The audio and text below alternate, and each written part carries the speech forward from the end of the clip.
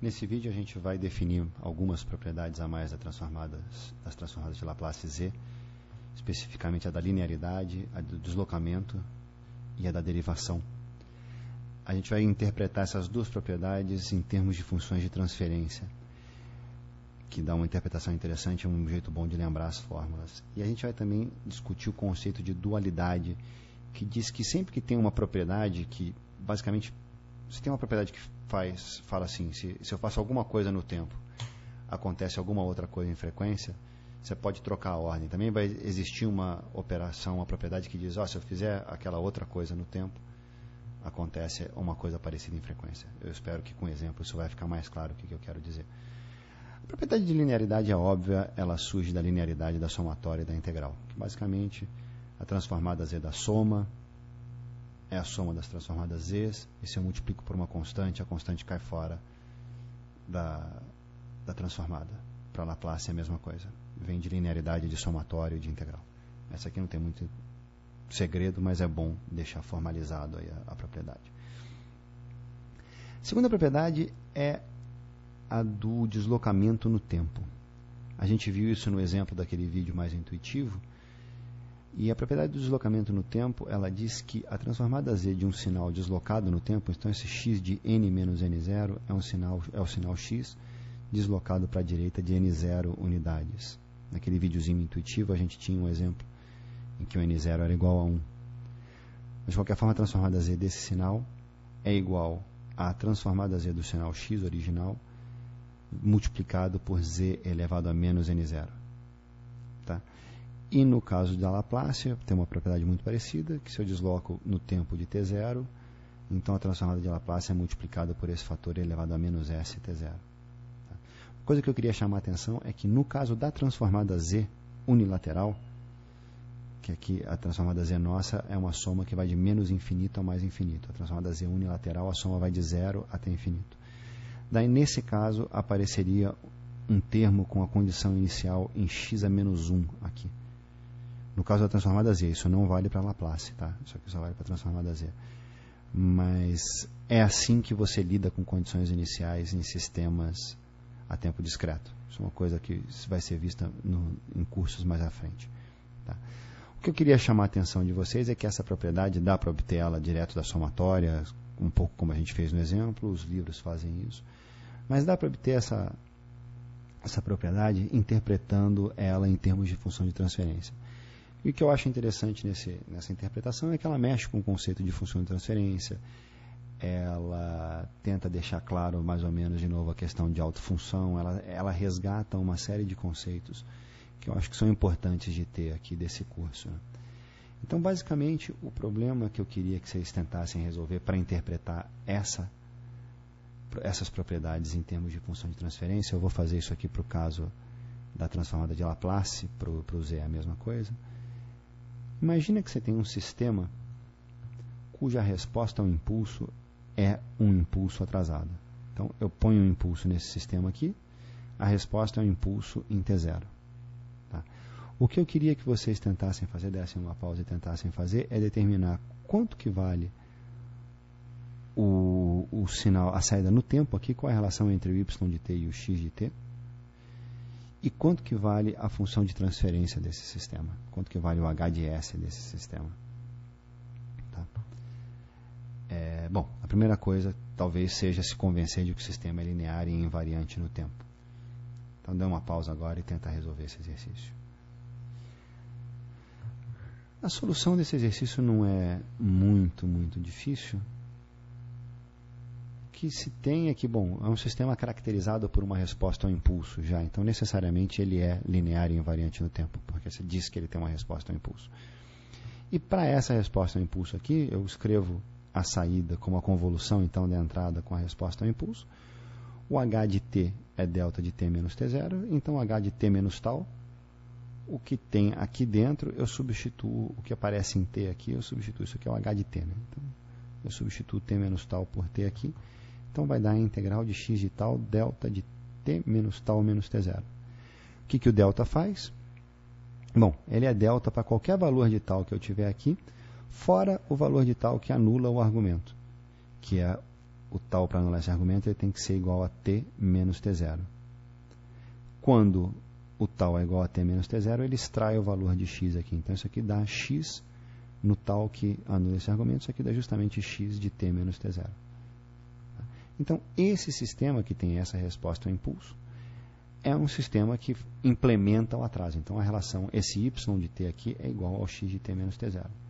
Tá?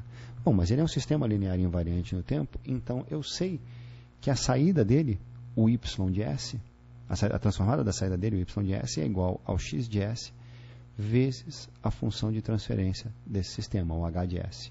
Então me resta agora determinar o h de s para eu poder determinar a relação entre o y de s e o x de s. Bom, como é que eu posso determinar a função de transferência? Eu sei que para qualquer entrada que eu colocar aqui, a razão entre a saída e a entrada é o h de s. Então eu vou botar uma entrada muito específica aqui, o e elevado a st, eu vou botar a minha autofunção. Por quê? Porque eu sei que quando eu ponho a autofunção na entrada do sistema, a resposta é o h de s, a função de transferência, vezes a minha autofunção de novo. Então, a única coisa que meu sistema faz com a autofunção é multiplicar ela por uma constante. O que acontece então? Bom, para esse sistema em particular, a hora que eu ponho um e elevado a st, eu sei que minha saída vai ser a minha entrada calculada em t menos t0. Então, a minha saída vai ser o e elevado a s, substituo aqui t por t menos t0. A exponencial da soma é o produto das exponenciais, isso aqui dá e elevado a menos st0 vezes e elevado a st. Então aqui eu tenho a minha autofunção e aqui eu tenho a constante que multiplica a minha autofunção. Então eu concluo que o meu h de s, a minha função de transferência, é e elevado a menos st0. Portanto, a minha saída, a transformada de Laplace da minha saída, que é igual à transformada de Laplace de x de t menos t0, é igual à transformada de Laplace da minha entrada, vezes a função de transferência. E assim eu concluo que a transformada de Laplace de x de t menos t0 é o e elevado a menos st0 x de s, que é a propriedade do deslocamento no tempo. Para um sistema discreto, a gente poderia fazer exatamente o mesmo raciocínio e chegar na mesma resposta. Se vocês quiserem, eu encorajo vocês a darem uma pausa agora e tentar fazer para o caso discreto. Como eu disse, existem propriedades duais. Então, se existe uma propriedade que diz que um deslocamento no tempo implica multiplicar a minha transformada por um termo, eu tenho uma propriedade dual que diz que se eu multiplicar a minha função no tempo por um termo, isso vai me dar um deslocamento no domínio da transformada. Então, para o caso da transformada de Laplace, isso é válido exatamente, não tem a menor condição aqui, não tem a menor restrição.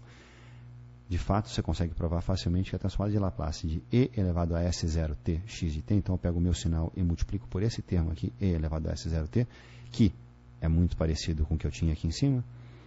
Então, a transformada disso é o x de s menos s0. É a transformada do x de s, a transformada de x, deslocado de S0. No caso da transformada Z, a fórmula é um pouquinho mais complicada. A gente também viu um exemplo lá em que o meu sinal, o meu Z0 valia menos 1. Então tinha a transformada de x de menos Z. A gente viu que aquilo era equivalente a multiplicar por menos 1 elevado a n. Na realidade, a propriedade é muito mais geral do que isso. Quando eu multiplico o meu x de n por um Z0 dado elevado a n, a minha transformada z desse negócio aqui é a transformada z do x calculada no ponto z sobre z0.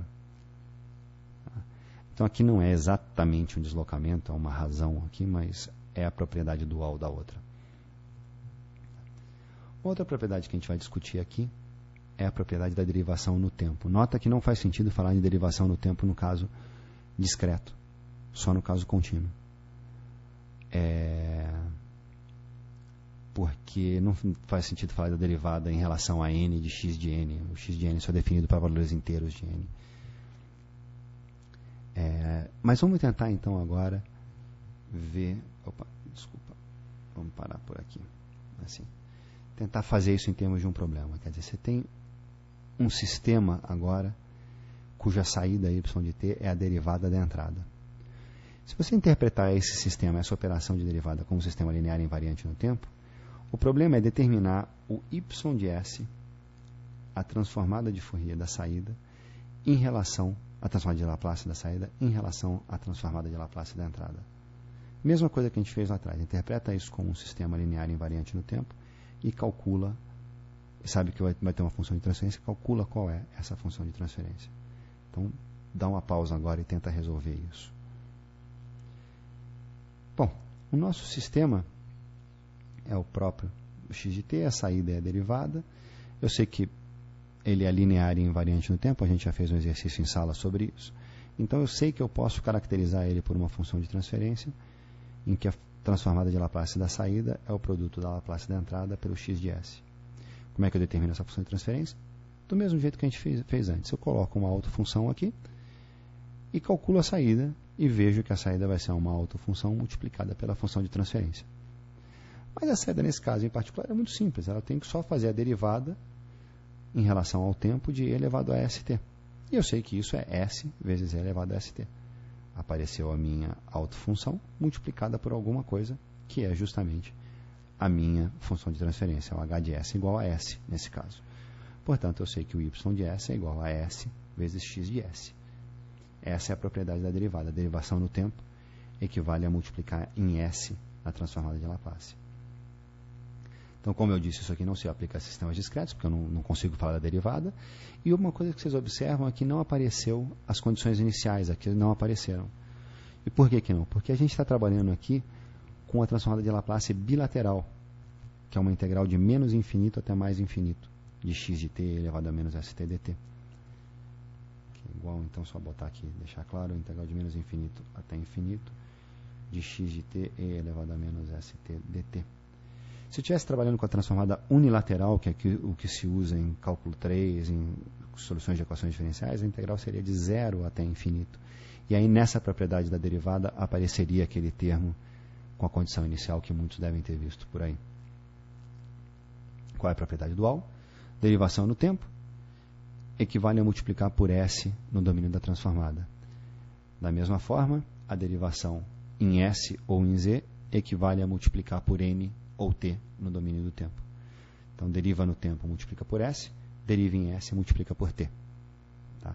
A propriedade aqui da transformada z, a gente também já viu naquela parte intuitiva ali, naquele exemplo intuitivo. Então, a transformada z de n vezes x de n é igual a menos z vezes a derivada da transformada de x. E a transformada de Laplace de t vezes x de t é igual a menos a derivada em relação a s de x de s.